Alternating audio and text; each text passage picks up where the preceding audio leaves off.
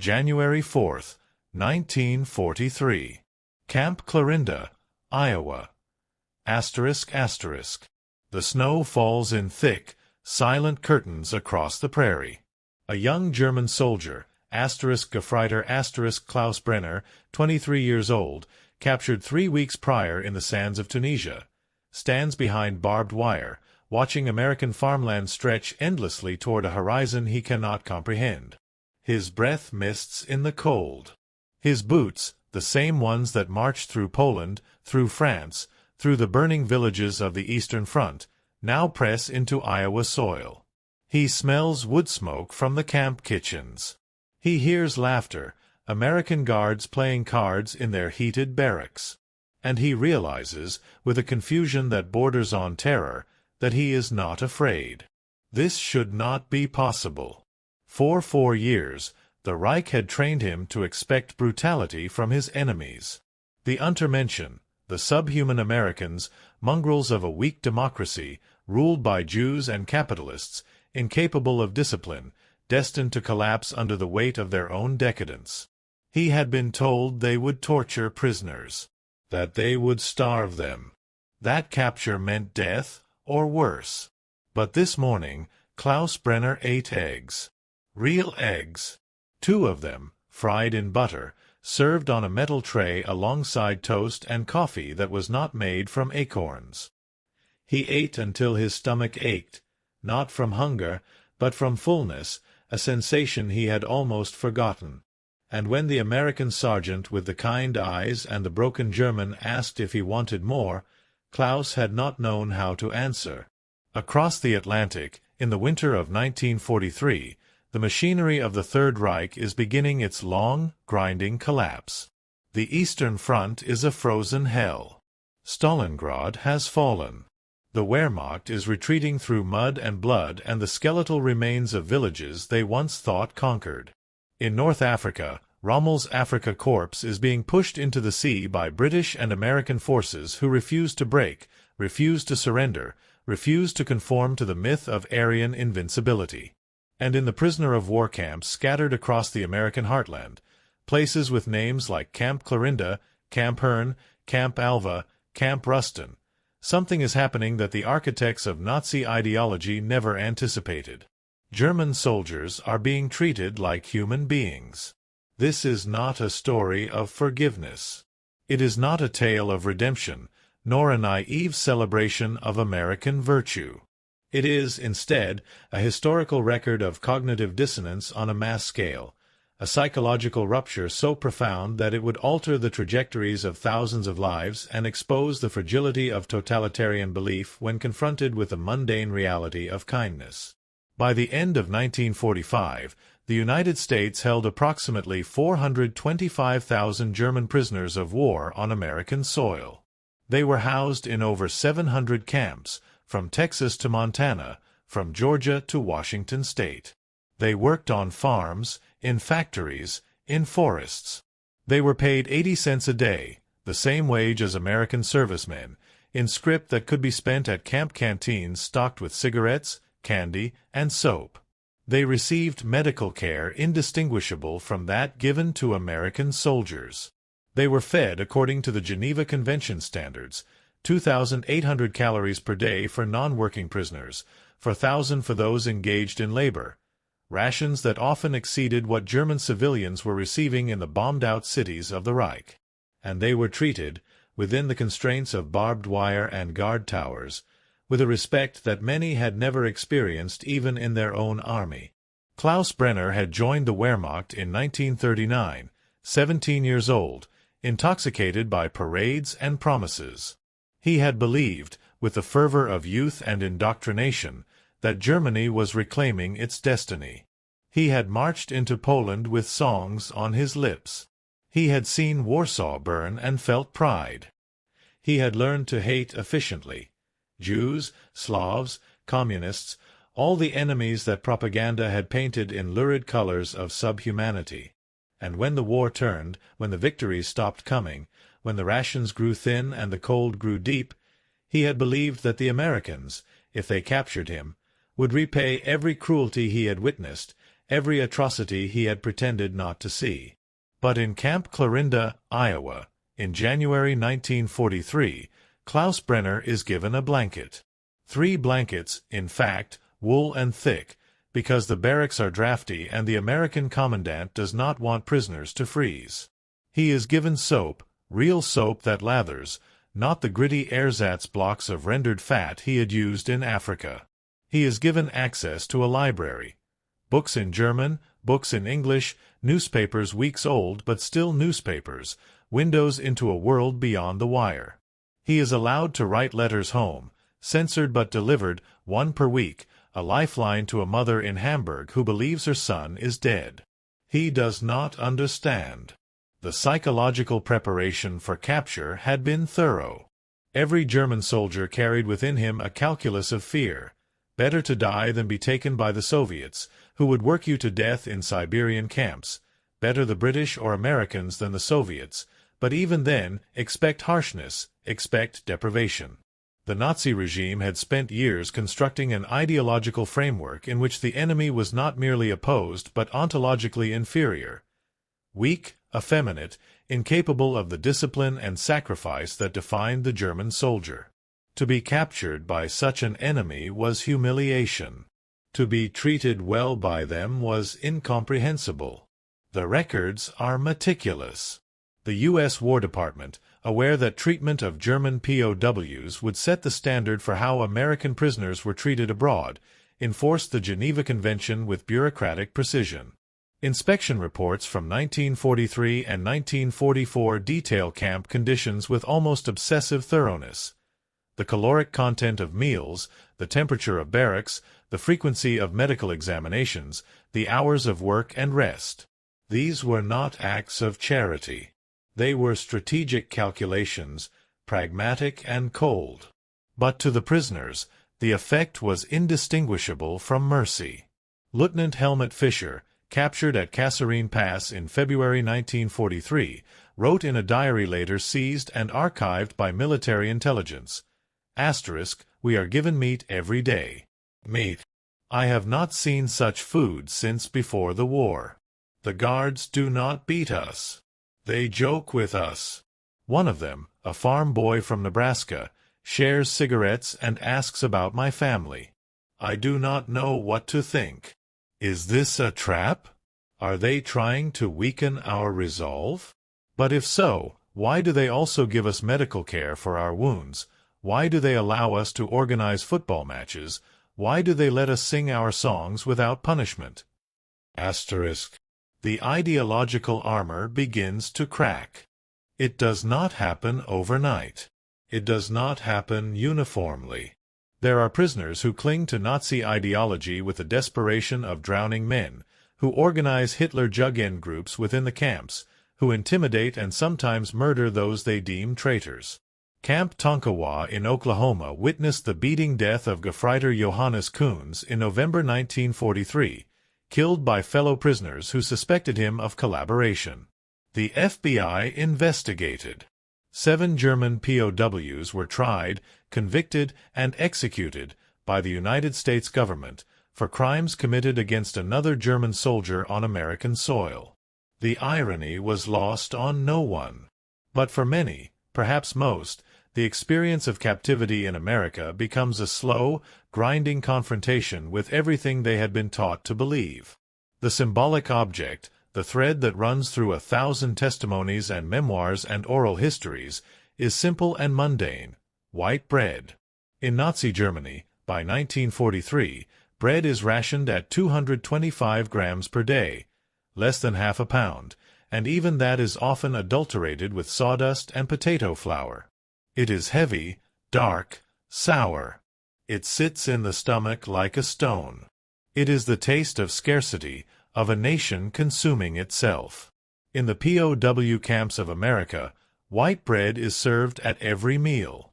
Soft, pale, almost sweet. It is served with butter, Raol butter, not margarine. It is served in quantities that seem, to men raised on deprivation, almost obscene. Prisoners can take seconds, thirds. The guards do not stop them. The bread is a revelation and a rebuke. It is proof of abundance so vast that even enemies are fed without thought, without fear of running out. Obergefreiter Hans Decker, captured in Italy in 1944, later interviewed by historians. I thought the bread would make me sick. Too soft, too rich. But I ate it anyway, because I could not believe it would be there the next day. And the next day it was there. And the next. And I realized, they have so much that they can give it to us, their enemies, without thinking twice. What kind of country is this? The camps are not utopias. There is boredom, monotony, the grinding ache of separation from home. There are tensions between prisoners, between fervent Nazis and disillusioned soldiers, between officers and enlisted men, between Austrians and Prussians and Bavarians who discover that defeat makes national unity feel hollow. There are guards who are cruel, or indifferent, or simply tired. There are moments of anger, of violence, of despair. But the overarching experience, documented in thousands of pages of testimony, is one of disorientation. Klaus Brenner works on a farm in Iowa, part of a labor detail that helps American civilians bring in the harvest. The farmer, an old man whose sons are fighting in Europe, treats the German prisoners with cautious courtesy. He does not speak their language. They do not speak his. But at noon, he brings sandwiches, thick slices of ham and cheese on white bread, and sits with them under the shade of an oak tree, eating the same food, drinking the same lemonade. He does not eat separately. He does not emphasize his superiority. It is such a small thing, this gesture. But Klaus Brenner, who has spent 4 years in an army that obsessed over hierarchy and race, who has seen officers eat while enlisted men starved, who has been taught that the enemy is subhuman, cannot reconcile this moment with anything he has been taught to believe. The farmer's name is Thomas. Klaus learns this because Thomas writes it on a piece of paper and points to himself. Klaus writes his own name, and Thomas nods, repeats it carefully, gets it wrong but tries again. They do not become friends, exactly. Friendship requires language, shared understanding, time. But in the months that Klaus works on Thomas's farm, he experiences something he will later struggle to name, a recognition of shared humanity that ideology cannot erase. By 1944, the psychological impact of American captivity is creating problems for the Nazi regime. The International Red Cross, inspecting camps on both sides, reports that German POWs in America are better fed and housed than many German civilians. Letters from prisoners, even censored, begin to hint at this reality. Families in Germany receive photographs of sons and husbands who have gained weight, who smile, who do not look like men in torment. The contrast with the Eastern Front, where German soldiers are dying in muddy trenches, where starvation is commonplace, where the Endsieg promised by Goebbels seems increasingly like a fever dream, is devastating. The regime responds with propaganda. Articles in Das Reich and Völkischer Beobachter warn of American softness, of attempts to brainwash German soldiers with luxury and decadence. Prisoners who return to Germany in exchanges are sometimes interrogated, suspected of having been turned. But the truth is harder to suppress than the regime imagines. The truth is in the letters, in the Red Cross reports, in the stories told by repatriated prisoners who cannot quite hide their relief at having been captured by the Americans rather than the Soviets. The ideological foundation of Nazism rests on a simple premise, that some humans are superior to others, that strength and ruthlessness define worth, that mercy is weakness. To treat an enemy well is to admit his humanity, and to admit his humanity is to undermine the entire structure of racial hierarchy. The American treatment of German POWs, pragmatic, legalistic, often indifferent but never systematically cruel, does not argue against Nazi ideology. It simply exists, a fact too large and too persistent to be ignored. Hauptmann Erich Schneider, an officer captured in France after D-Day, kept a journal that was later published in Germany in the 1970s. He writes, "I expected to be shot. When I was not shot, I expected to be starved. When I was fed, I expected to be worked to death. When I was paid for my labor, I expected the money to be worthless. When I could buy chocolate and cigarettes at the canteen, I expected it to be a trick, a way to lower our guard before the real punishment began. But the punishment never came. And slowly, I began to realize, they do not hate us the way we were taught to hate them. They simply defeated us. And that is somehow worse, because it means everything we believed was a lie." The transformation is not universal.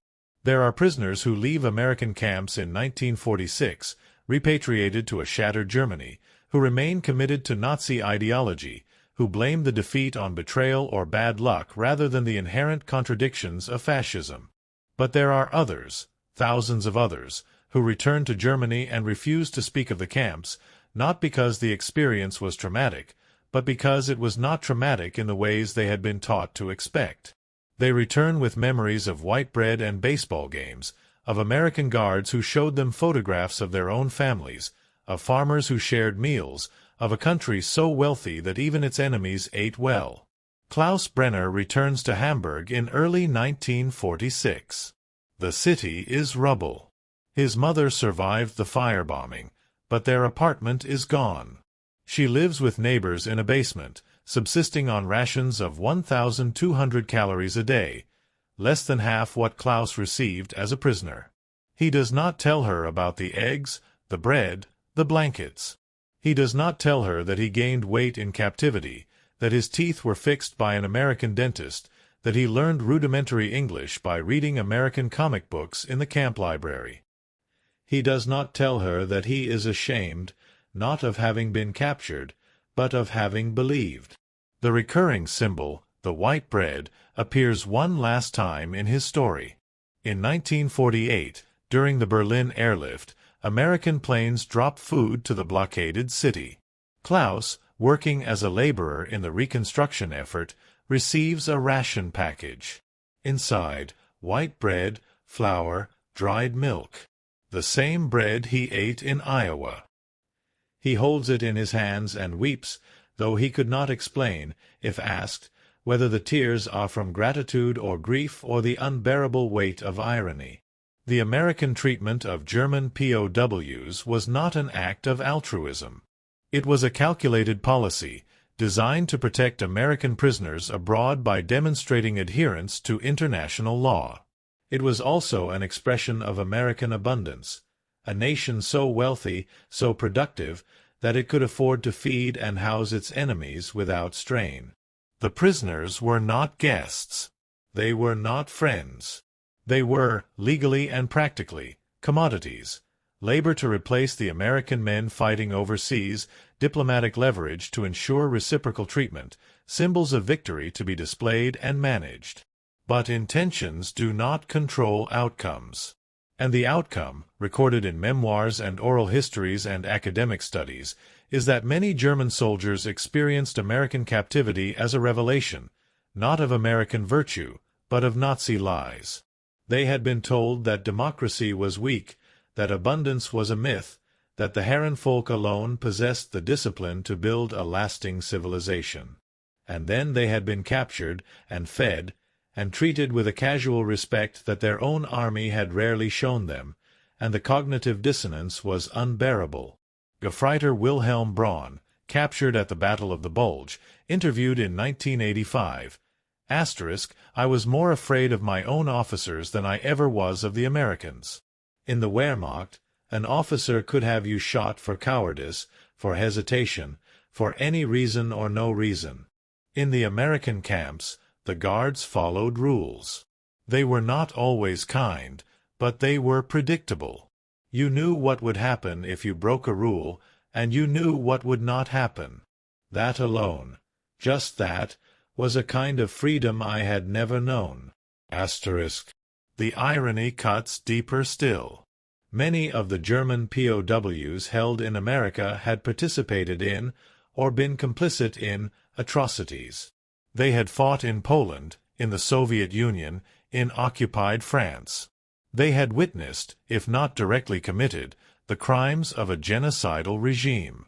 And yet, in American captivity, they were fed and clothed and treated according to the very international laws their own government had systematically violated. The injustice of this is profound. The survivors of the Holocaust, the victims of Nazi aggression, might rightfully rage at the thought of German soldiers eating white bread in Iowa while millions starved in concentration camps. But history is not concerned with fairness. It is concerned with consequences. And the consequence of American policy toward German POWs was that tens of thousands of men returned to Germany carrying a truth that no amount of propaganda could erase. The enemy they had been taught to despise had defeated them and then fed them. This did not make America innocent. It did not erase the crimes of the Nazi regime. But it planted a seed, small, fragile, easily overlooked, that would grow into the post-war German commitment to democracy, to international law, to the institutions that would ensure such a war could never happen again. Klaus Brenner never spoke publicly about his time in Iowa. He married in 1950, had 2 children, worked as a schoolteacher in Hamburg until his retirement in 1982. He died in 1996, and among his effects his daughter found a small notebook, pages yellowed, filled with halting English phrases and sketches. A barracks, a guard tower, a farmhouse under an oak tree. On the last page, in careful script, asterisk, they gave us bread. Why did they give us bread? Asterisk. It is not a question with a simple answer.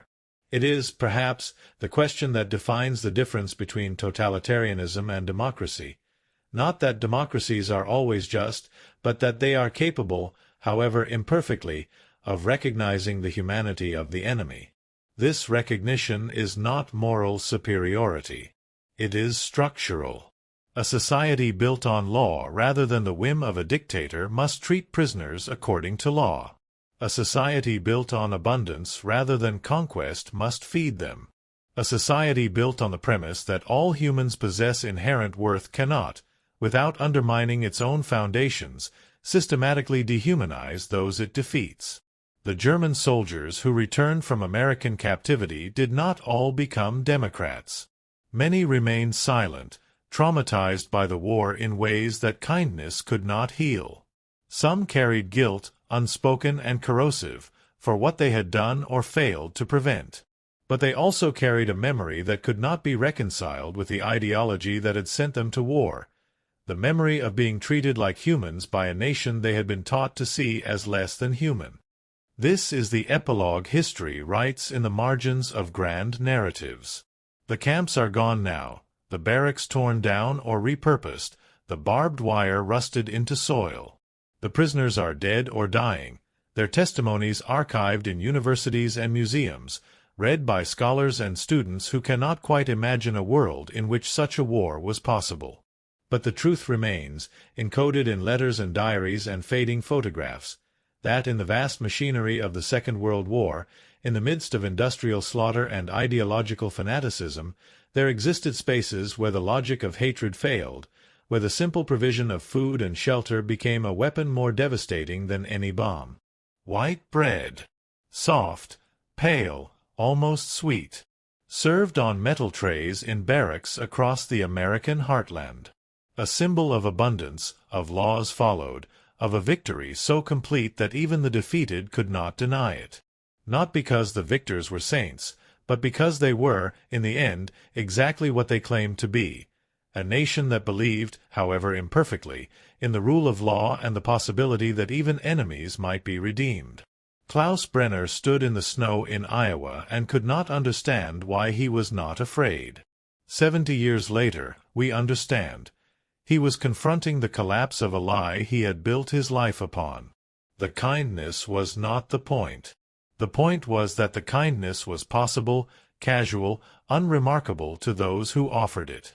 And in that possibility lay the death of everything the Third Reich had promised, because if the enemy could be kind, then perhaps they had never been the enemy at all. Perhaps the enemy had always been the lie. This is what the white bread meant. This is what the German POWs could not believe and could not forget, that they had been treated like humans, and that this simple, mundane fact was the most devastating argument against fascism ever written.